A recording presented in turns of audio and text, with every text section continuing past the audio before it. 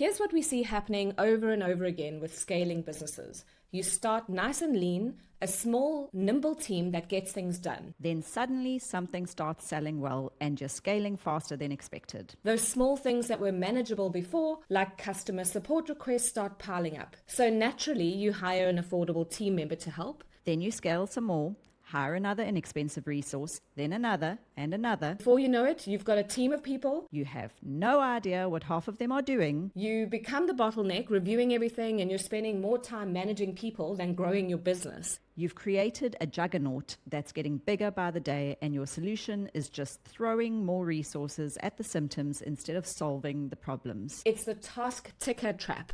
And it's costing businesses like yours thousands in wasted resources and countless missed bedtime stories. In today's episode, we're breaking down exactly how to avoid this trap and what to do if you're already caught in it.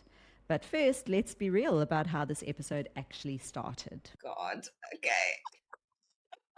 So here's how we start our podcast, is that we've just been talking for an hour and we didn't hit record. Tech support! Yeah, oh my God.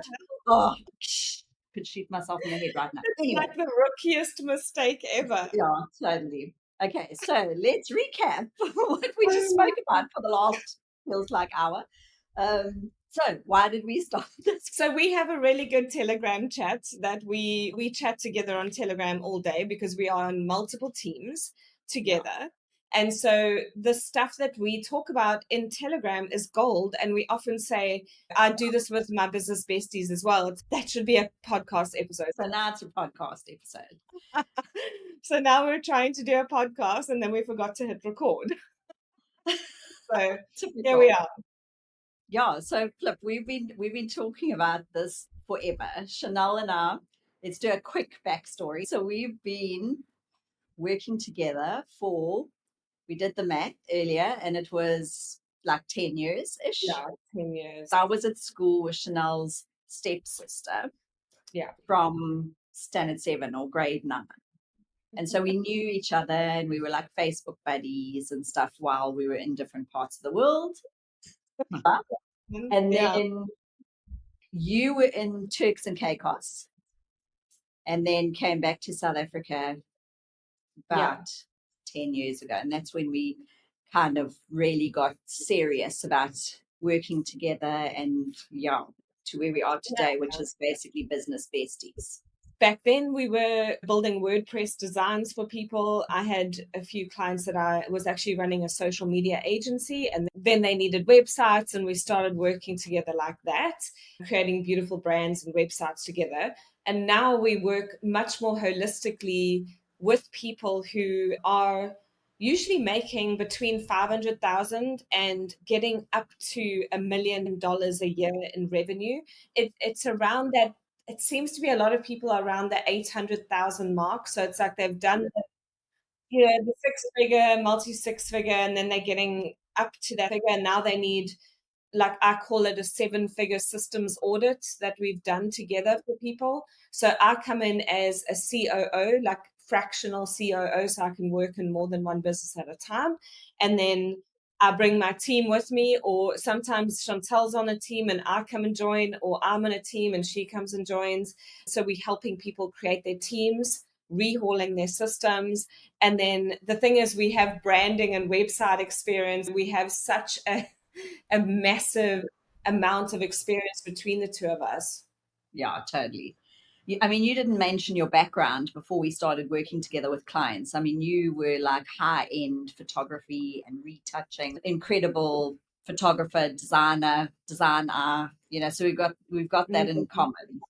Yeah, working in London ad agencies, working for Mario Testino as a retoucher, and then as a photographer, because I actually always wanted to be a photographer, but I went into layouts and graphic design and stuff like that, because that was like the route that I could go down at the time. Yeah, so and here we are now. Craig is still a photographer. Yeah. And he also does some short form stuff. So that was pretty cool. A few years ago, you did some short form stuff. Yeah, so I was running my group coaching program, doing coaching. I'd done my group coaching program, Brand Your Expertise Online, for about 6 years. And I wanted to move into more agency model. And I'd had the social media agency and doing the websites, and then I wanted to move into doing more of that again. But I saw this gap in the market of the need. And this was about 2.5 years ago, when the short form videos had just become so popular. So I created something called Content Collab, where we collaborate with the business owner who's going to record videos, or we can take their podcasts or their Zoom sessions or whatever and turn them into short form videos. And that I put out. I didn't even have a sales page for it. I just put it out there, and I think I got 5 clients off the bat for that. And then it just morphed into, can you, do a full ClickUp build for me? Can you help me with my project management, grow my team? And that's where I morphed into the COO type role, where I do that for people. It was quite an interesting period for you because you'd come from doing your own thing for so long and with your own brand on the coaching side. I mean, Chanel's an incredible coach. Many of our clients actually come out of your coaching program from years ago that we Yeah. still work with. Some of them, you were their first coach, which is crazy. And now they're these huge. Yeah, like my claim to fame is being one of Lisa Johnson's first coach. And I have a little testimonial video from her where she's saying, Chanel taught me how to launch, which was pretty Yeah, cool. now She she's now like has the launch queen. £2 million launches. So that's pretty good. We've also had clients who have built up their businesses, created certification programs, created group programs, and we've had a client who's even done an exit where she sold her business for a life-changing amount of money. Like, she's been able to sell her business, and we also support the businesses going forward where there is an exit like that. So that's also Exactly. So, Flip, we come with a lot of experience. Like yeah. from my side, I've had quite different experience as well. It wasn't like a straight Yeah. line, right, to Yeah. where I am now. Also having your own business. Exactly. So I started a brick and mortar business years and years ago. And it was a bit of a risque business. It was essential boutique for women, which was quite controversial back in those days in It's South kind of Africa. like, for those of you in the UK, it's like the Ann Summers of South Yeah, Africa, basically. exactly. And because I'm me and I don't like doing things badly, I always strive to excel. My business partner, Hilda, and myself, we won like local retailer of the year when we'd been open for 9 months, which was huge news because, we were not a traditional business. And we went on to franchise the business. There were 7 branches, I think, by the time we sold the business. It was incredibly successful. We were on for the Sapphirs who may be listening. We were on Carte Blanche twice, both positive stories, not negative exposés. So Carte Blanche is a bit like, what would you call it? Almost like a mini 60 minutes or like an actuarial show. And they used to do a lot of expose type stuff. And yeah, we were on twice and it was quite awesome. There's not a lot of people that can say they've had that experience. And then I sold it. So I've had the experience of building something, franchising something, having a brick and mortar, selling it, exiting it successfully. And so that's amazing. So this client of ours we spoke about now who exited her business, I mean, there was some quasi coaching and hand holding going on. And I'd sort of said to her, like, make sure look at these things and prepare yourself for these things, things that I had gone through in exiting my business. And then I had always had an interest. I've always been a gadget girl, always been a tech girl. I've always been interested in anything tech. So I actually started web design way back when in Notepad by hand coding it. And I used to build websites. So when it was in the early days. And when I had that brick and mortar was the first time I dabbled in WordPress, which was also incredibly new. I've always been an early adopter. And because I'm creative, which I never thought I was in school, ironically, because I'm creative, I was naturally just always wanting to do that, do websites, etc. And when I exited that brick and mortar business, I was like, what am I going to do? And I was like trying to get a corporate job. And then my now husband, we weren't married then, he was working on the beachfront in the town where we were working, and he popped in to have lunch, and we had lunch together. And he was like, why are you looking for a corporate job? This is so cool. Like, I can always just come up home. We can have lunch together if you're working at home. And I was like, why am I trying to get a corporate job? Like, duh. Like, why am I doing that? And so I decided, let me just do websites, and because I had a network from the previous business, when I went to the first business networking meeting and said to people, so this is how it went down. I literally went 1 month. It was a monthly meeting. I went the 1 month and said, big news, we're selling the bedroom. And everyone was like, oh, can't believe it. Because it was like, that was my baby. Literally, it was like me in a bottle. And then the next month I went to the meeting and everyone was like, what are you doing? And I was like, hey, I'm here. No idea what I'm doing. I'm taking some time off. I'm going to buy a camera, maybe going to do some photography stuff, maybe some dance lessons. That's literally what I said. And then the next month I went to the meeting and said, hey guys, I'm doing websites. So that's the thing, right? If you're that manifestor generator, kind of serial entrepreneur kind of personality, you think when you sell your business, you want to take time off and do nothing, but you actually don't have the ability. You just aren't wired that. My brain is not wired that way to be able to just put my feet down, stretch, maybe read a book. Like my brain, that's like hell. Like I can do that for a couple of hours or a weekend or like maybe 8 days. And then I'm itching, like I want to be doing something. So then I went back to websites, and that's been the journey since then.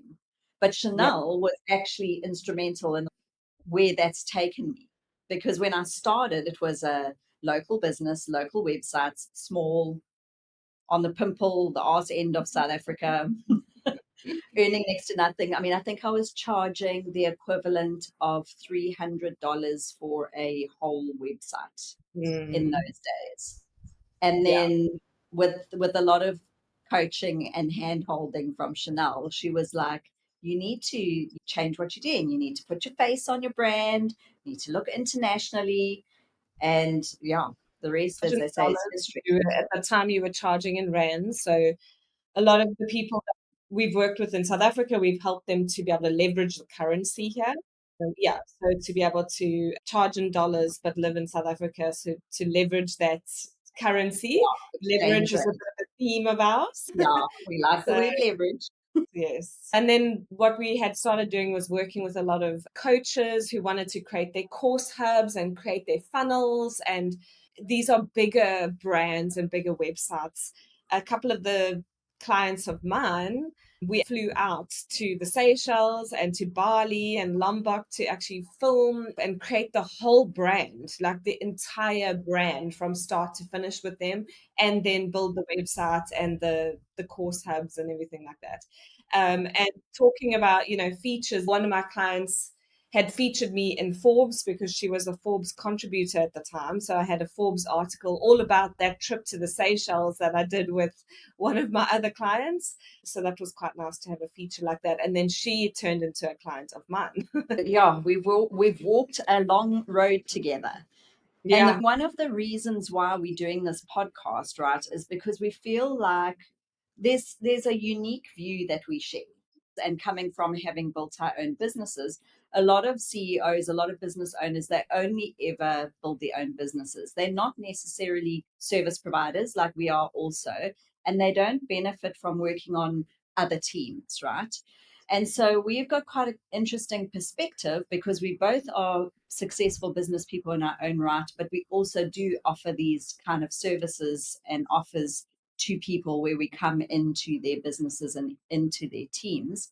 And you get a really different perspective, not only because you are working in other people's teams effectively, but also different industries, different kinds of businesses, working with men, working with women, working with different personality types.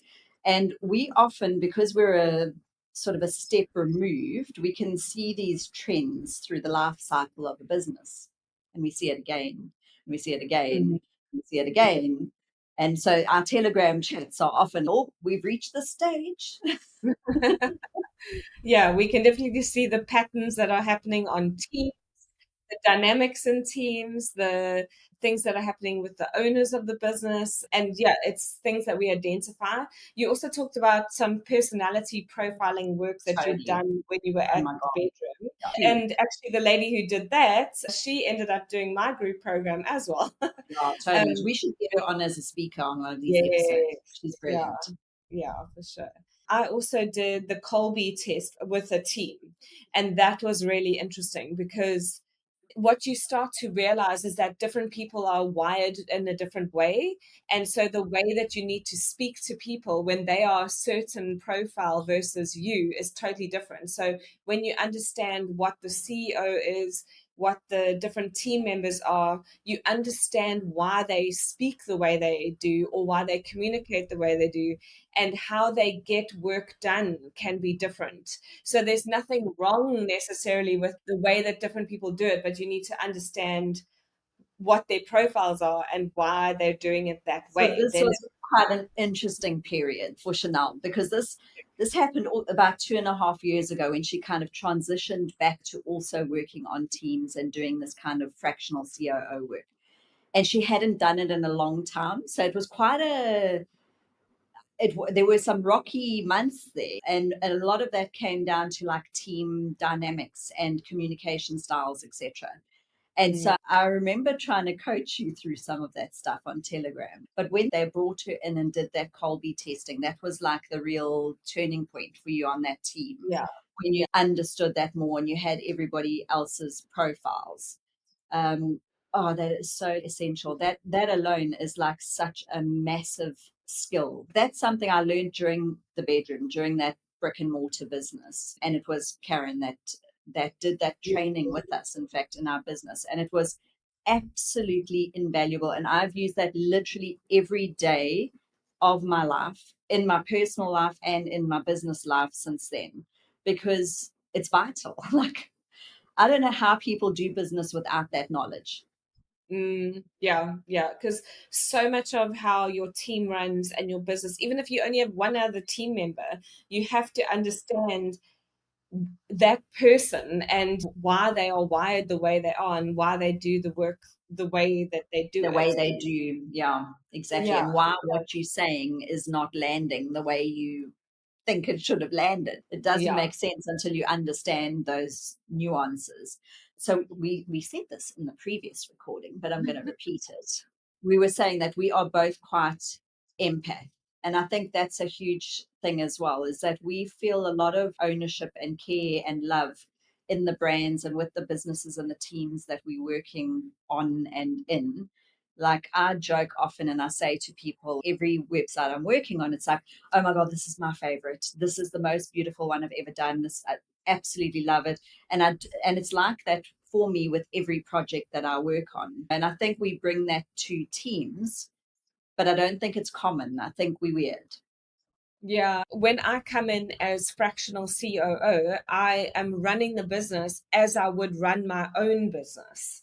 I'm not just there to tick tasks off and move along and track hours and charge by the hour. It's totally different because I'm passionate about it, the same as you. We care about the business and the business owner and all the team who are reliant on this, all that team and their family and their mortgages and everything. Everybody is reliant on that business. And at the end of the day, it's the marketing and sales that matters the Yeah. The most. engine. Yeah, yeah, yeah. Yeah, You've got to have that yeah, engine running. yeah. And you've got to care about the sales, like, because if you don't care about the sales and the team doesn't care about the sales, there's going to be no business if the sales can't maintain the team and the cost of running the business. Yeah, that's exactly it. And that because we come on to these teams, and for some of my clients, I've worked with on the current teams for 10 years. And so Mm, we've watched a life cycle, right, of the business. For some of them, I was the developer of the first sales page of their first offer that they ever did. And now they're these humongous 7-figure businesses or whatever.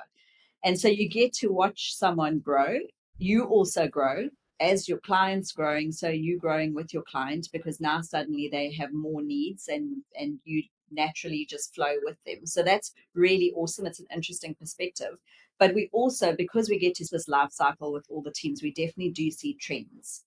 Today's episode, what we wanted to touch on, besides who we are, is that one trend that we see all the time, and that's the cost of hiring cheap labor, basically, because mm. we see that all the time. Yeah, I think somebody is telling people that they should just Go and hire the cheapest team that you can, get cheap Throw team numbers members. at. Yeah. Yeah, yeah, and that's so easy to just find them on Fiverr and Upwork and whatever. And but yeah, what we found is that it just takes so much training. It takes a lot of time. So if you are going to go down that route of getting, like they say, cheaper team member or low cost resource, you're going to have to spend a lot of either your time or one of your higher levels team members' time to train them and to also have that review process in place, because a lot of times they'll make mistakes and you don't even know. And so it's quite scary when you think of people that have team but don't have someone, like let's say on our level, who can be that check. Then these people are just creating stuff and it's all broken in the back end, nobody even knows. Yeah, yeah, yeah. But also it becomes a juggernaut, right? This is what typically happens over and over again. So business starts nice and lean team, nice and nimble, agile, and then something starts selling, something becomes hot, and now we're scaling the business. Now there's small things that were handleable, maybe support questions or something that were not a big deal before. But now, because you're scaling the business and there's just so many more people coming through the business, now suddenly you've got, let's use support tickets as an example. You've got all these support tickets coming into the system and you need somebody to actually answer them. So, of course, naturally you go, let's just get a cheap resource. So, you get a cheap resource. That resource is then answering those questions. Let me answer these questions. Let me answer these questions. And you scale some more. Oh, we need another one. Let's get this person on. Let's answer the questions. Let's answer the questions. And so it becomes like it's as you scale, it's just getting to be a bigger and bigger problem. And you're just throwing more and more at the problem. It's a symptom based kind of model, right? So this is a symptom in our business and we're treating the symptom. We're just going to throw more medicine down its throat. We're not going to look at the root cause. We're not going to solve the problem and make it go away so we can keep the business nice and lean. We're just going to keep throwing resources because that's what you're thinking. Like as the business owner, you're just like, I need these to go away. What am I going to do? I'm going to put another cheap resource there. And before you know it, you've got a team of 25 people. You actually don't know what they're doing. And then exactly like you were saying, like that you almost become the bottleneck because somebody's got to review this stuff. For a lot of our clients, they're very A-type, very much want to hold control. They don't necessarily want to let go. If they haven't got that COO in place yet or somebody that can manage processes for them, they're trying to review everything themselves and then they're a bottleneck. And then it all starts feeling very heavy and energy is to that thing. Like a lot of the energy is going there. Let's talk about energy because that's like without being too woo woo, that's huge, right? Yeah, yeah, we were actually talking about this before because this one project or this maybe one client or this thing is taking up a lot of energy, as in I'm thinking about it a lot, I'm trying to troubleshoot. And then if you are juggling a few clients, you have to be so careful about protecting your energy and what percentage of it is going there. As we were chatting about this that evening, I saw a Facebook Live pop up, and I was just saying how I hardly ever watch Facebook Lives anymore. But this one popped up, and oh, this is what she was talking about. I was like, we were just talking about this. And she was talking about relationships. And it can be relationships in business. It could be a client. It could be team member. It could be personal relationships. So what's happening with your partner or with your parents or with whatever. So all these different relationships that we have, because that's what life and business is Yeah. actually. It's as a woman, right? So this Facebook Live we were watching, she was saying that that's the way we're wired as women. Like we are wired to prioritize relationships and thinking about relationships as women. And so without even being conscious of it, so much of your energy is being directed there based on what's happening in your business relationships, personal relationships, whatever the case is.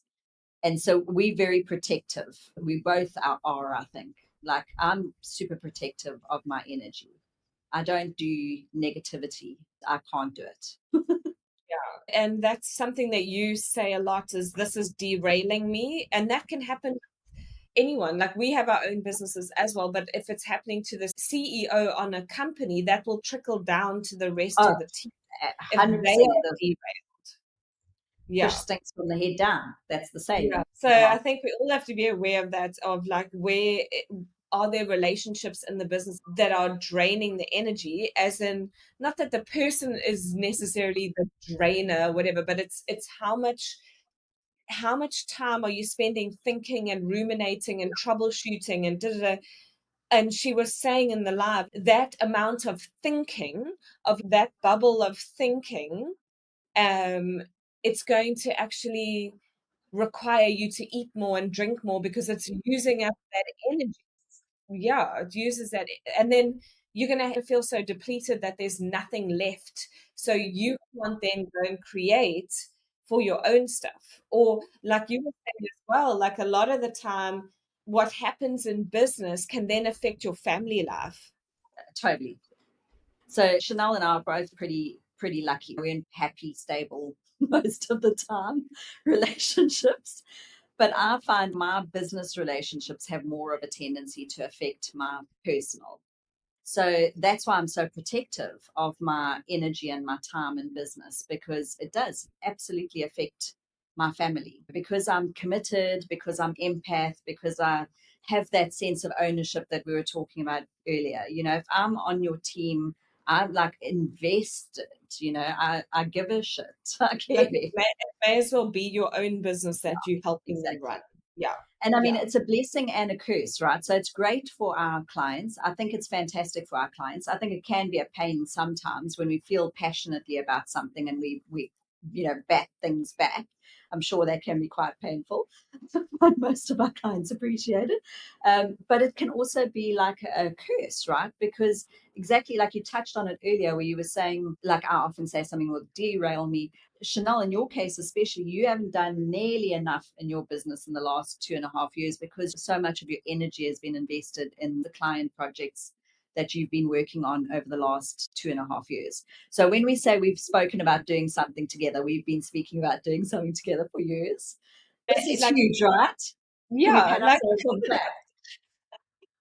people have noticed that I am not, I mean, I was prolific on social Yeah, media. I you're not was doing not as active. Facebook lives. I had my Facebook group, my Instagram, my Facebook. It was pretty prolific. And I mean, I was one of those first people that used to do live streams on Periscope Periscope, yes, exactly. Periscope. before there was a Facebook Live. Crazy. So, what Brooke was talking about were personal life things as well. I've had a lot of death in the Yeah, family, yeah, and yeah, yeah, yeah. being in Bali and getting a phone call that my mother-in-law had passed away. Like when we there working, and we then had to fly back a week later, and yeah, and there's also been recently my mom has come to live with us because she's got dementia and it's really far It's along. big life stuff. It's huge Yeah. life. So this has obviously taken a huge amount of my energy, although I've hired a carer, which is great, but she's not here 24/7. You just don't know what people are going through personally as well. I think there's Totally. obviously we work in this have Yeah, social bubble. profiles, coaches and personal brands, but people have gone through a lot of shit in the last few years, I think, especially like the last 4 years, 3 or 4 years, hey, have been Yeah. pretty No, dramatic. hectic. I mean, for us as deciding to leave South Significant. Africa, moving to Mauritius, like big life changing stuff. Yeah. And there's always stuff, right? I mean, Yeah. I think that like by the time you know that there's always stuff. Yeah. When you're 40 plus, there's this like weird place, and no one really prepares you for this.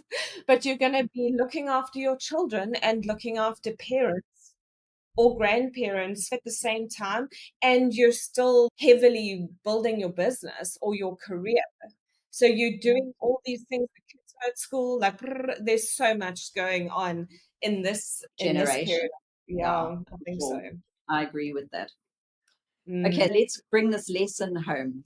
Let's talk about this ticking, ticking tasks trend mm. that we see and the problems with it and the solutions for it. Some solutions. Yeah, So so we've noticed that, you know, there's certain team members, and especially if you're going for, they call it the low cost resource, they're just going to come in and tick off the tasks, and there's going to be no thought behind it.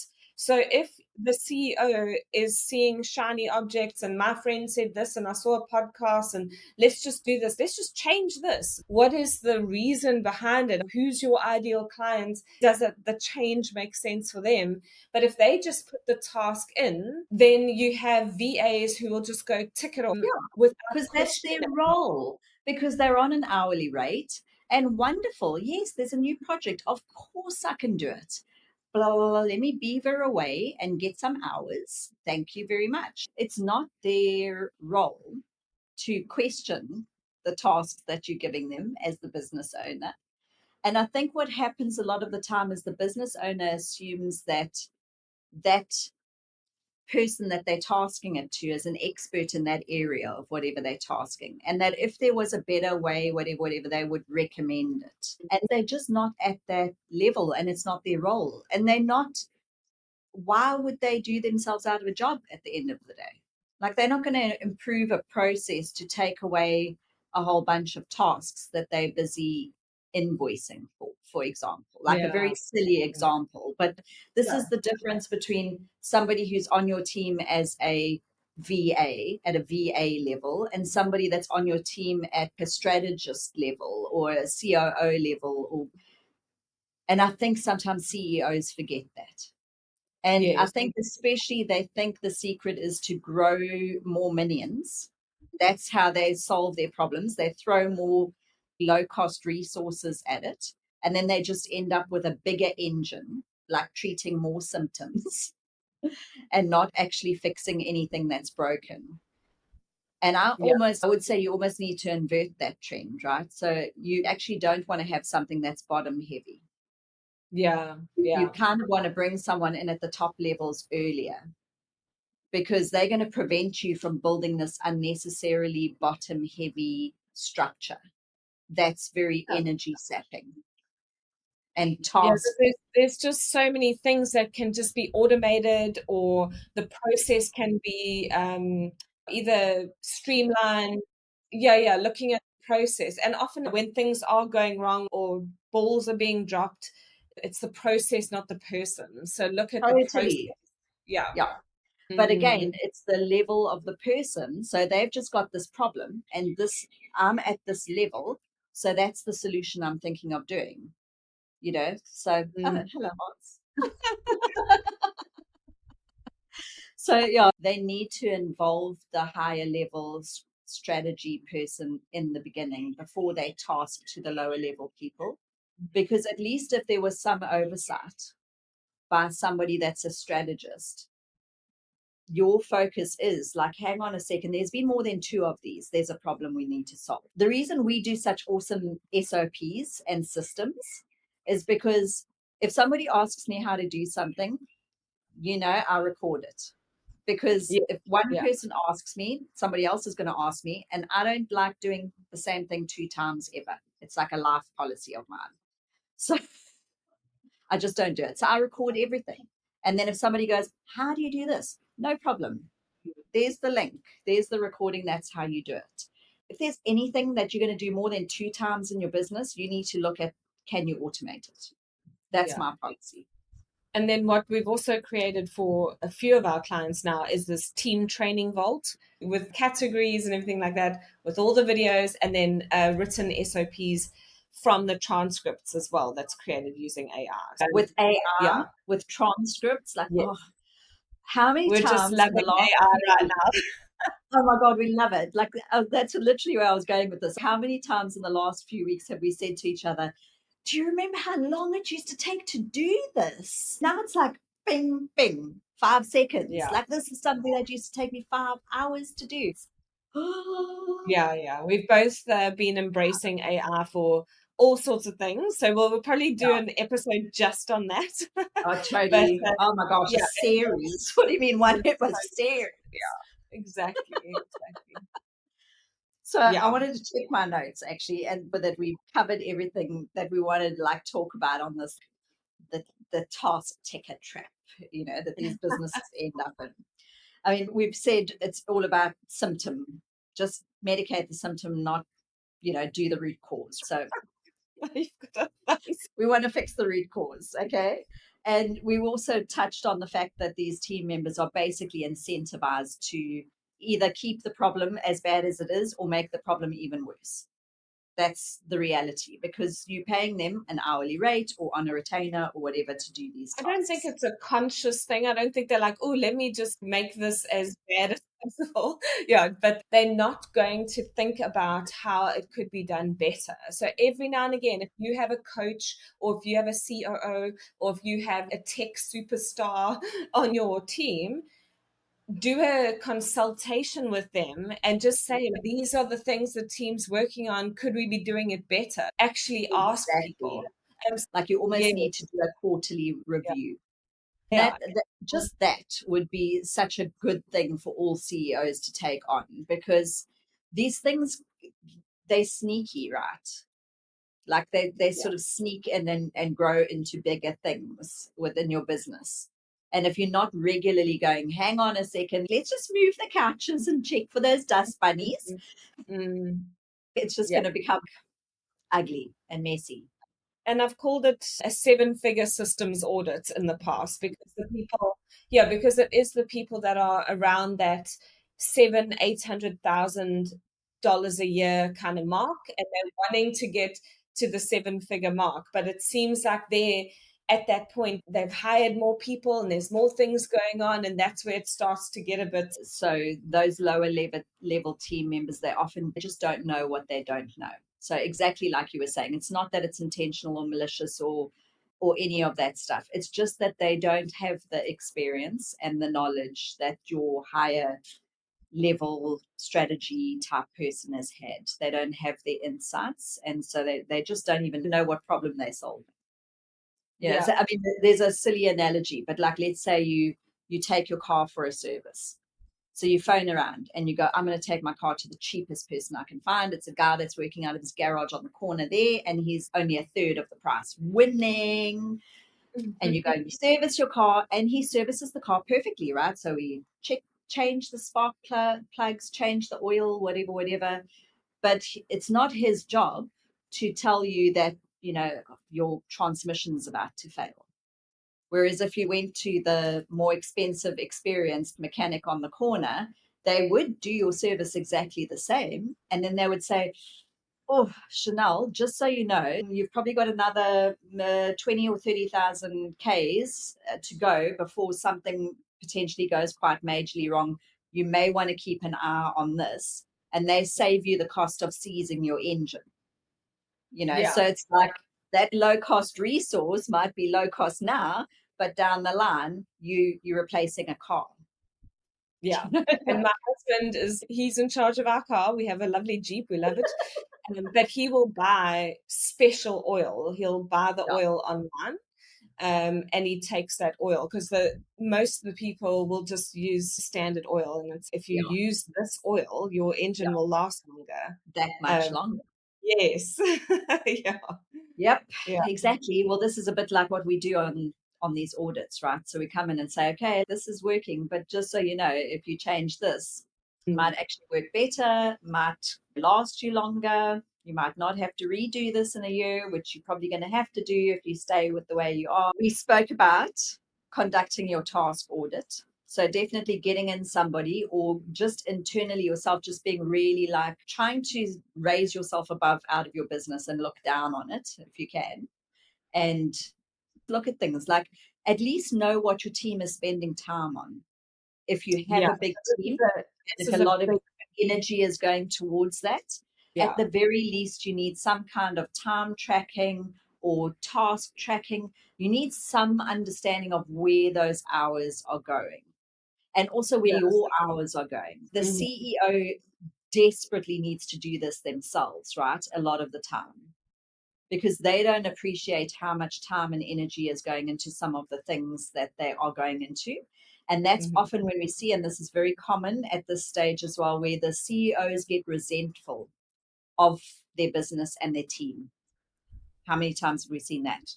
Yeah, that happens a lot, especially if yeah, they're paying out more, and then they end up feeling like they're working more and they're not quite Yep. sure if everybody's working on things that actually move the needle.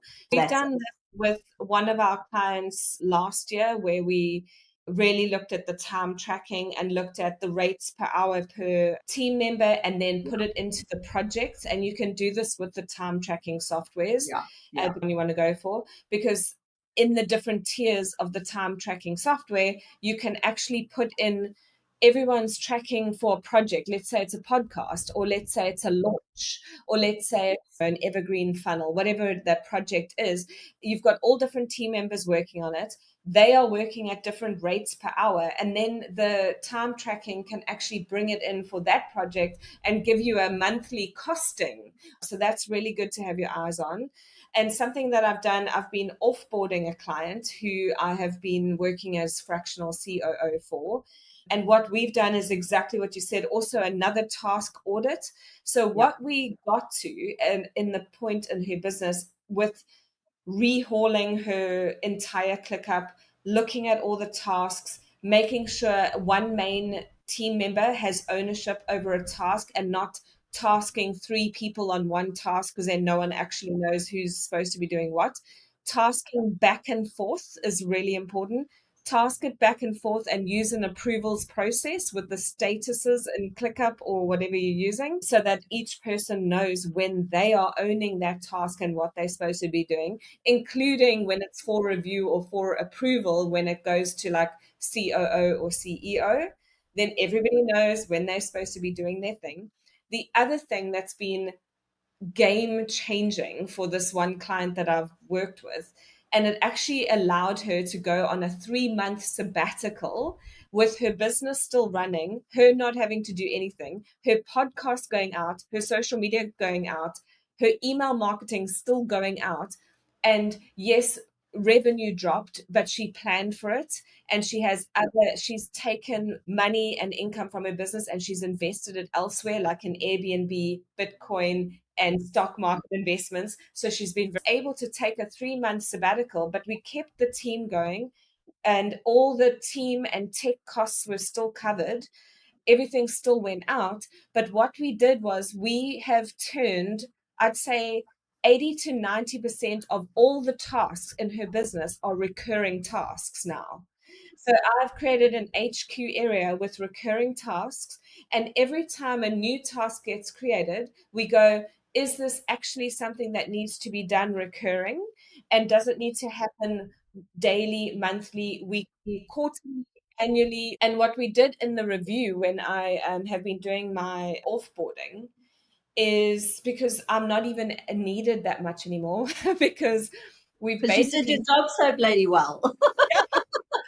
so we've set up, ClickUp is now the project manager because we've spent 2 years figuring out what the tasks are, what the recurring tasks are, like cleanup tasks, housekeeping, stats, marketing, social media. What are all the tasks that have to be done? How often do they have to be set as recurring? And they're all there, like with each team member with different views. We can view it by, is this client care, is this marketing, is this admin, or you can view it by which team member. And then we sat together on an offboarding call and did a cleanup. We did an audit, and I've actually got a column for auditing the tasks as well. And then you can say, am I keeping this? Is this just a nice to have? Is this absolutely like we cannot get rid of it? Or is this one we can actually just delete? Or when you're doing that, you can go, you know what? Isn't there a way to automate this? So you can have Exactly. an audit, like a custom field So or a that audit. is what needs to happen in every business on a quarterly basis.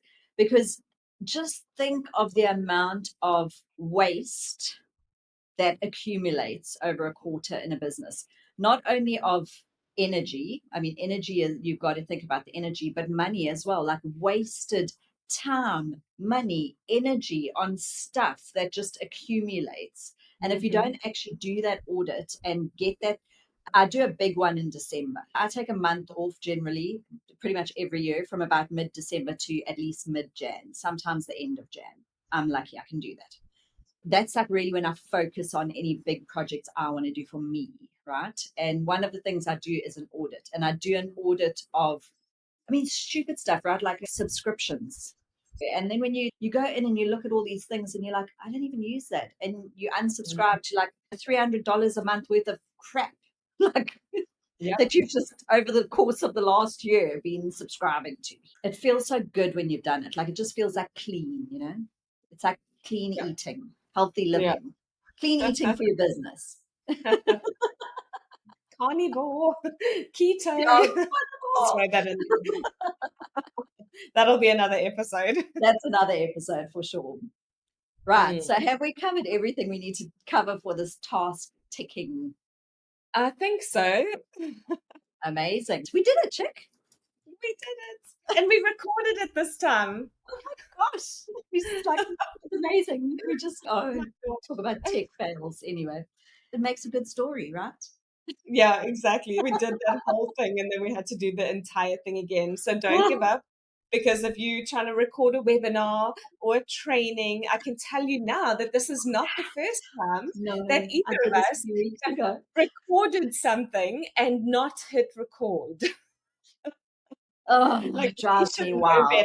Like, of Yeah, everyone, we should know better. especially me who hates doing anything 2 times over. It's one of my pet peeves. But anyway, we've managed to keep this in an hour. I'm actually pretty impressed. Wow. Might Yeah. might have even been better the second time around. I think it was. I think so. We had to warm ourselves up. Yeah, there you go. We got the wiggles out. It is raining. I'm looking out my door and it's raining. We are doing rain dances all over Mauritius for rain. It's been the driest summer ever. We are under water restrictions at the moment. The dams are all empty, empty, empty. So there's some glorious rain. Let's hope it lasts a few days. That'll Yeah, be it's actually magic. raining here as well, and there's good surf. So Craig's surfing, and Sahara started surfing. This summer was pivotal for her. So she has now got that Amazing. stoke of surfing. So she's probably going to want to go for a surf after Oh, school. so exciting. I can't wait for Yeah, Shazi to do that. Okay, yeah. let's talk about some possible upcoming episodes. We've been brainstorming. There's so much. If anyone has questions for us, then let Yeah, us know. let us know what topics, what burning questions you have. Maybe we need to do an episode on turning your business international, um, Mm. oh, brick and I mortar think versus also, online, living differently, living an extraordinary totally life, digital living by nomad the beach. lifestyle vibes. When we left the UK, we lived in the UK for 12 years, and I wanted to be walking distance to the beach. That was one of the main things that I wanted. We moved to the Caribbean. That was in 2012. And since then, we have lived walking distance. So long may that continue. These businesses we do, the businesses that we help people create, it's because they want to live a different type of life. They don't want to be stuck in corporate, living in a city. Like people, they want to be able to have, and it sounds cliche, freedom. Yeah, yeah, to live anywhere, work whenever you want, take the morning off and go have brunch. That was one of the things we said when we moved to Mauritius. We live in the most beautiful villa. We sat down, Vince and I, before we moved, and we said, this is what's important to us. This is what makes us happy. And we kind of manifested this, as it were. And then one of the things we said we wanted to do when we moved to here was have a better life balance, have more work-life balance, be healthier, do more activities. Thank goodness we have done that. I feel like we still live in the Caribbean, except if Yeah. we want to, we can drive further. Yeah. We used to live on an island, the Turks and Caicos Providenciales, and it was half an hour this way and 10 minutes this way. There was Yeah. one road where you could see the beach on both sides. Like Yeah, so that's how that, we're about 70 minutes from any one point of Mauritius to the other point. So it always amuses me because when people come here, like I've had a lot of clients come here as well. I've got more clients coming this year, by the way. They come on holiday in Mauritius and then they're like, oh, I don't know if we'll be able to see you. Like, we're on this side of the island. Check. It's like 65 minutes, one end to the other. I will make a plan to come and see you. Actually, I thought it was a bit bigger than that. Yeah, okay, good. It's good to know. I couldn't really remember. We photographed a wedding at the Hilton in Mauritius, Yeah. And I also went there when I was younger, when my mom and dad were still married, like that long ago. Oh, wow. So I've been there twice. Obviously, would love to come back. We need to do Yep. maybe a Mauritius retreat or I think something. so. That would be I think great. that'll be A new amazing. a barefoot Lux retreat in Mauritius. Indeed. That sounds Yeah, amazing. With a yeah, carnival twist.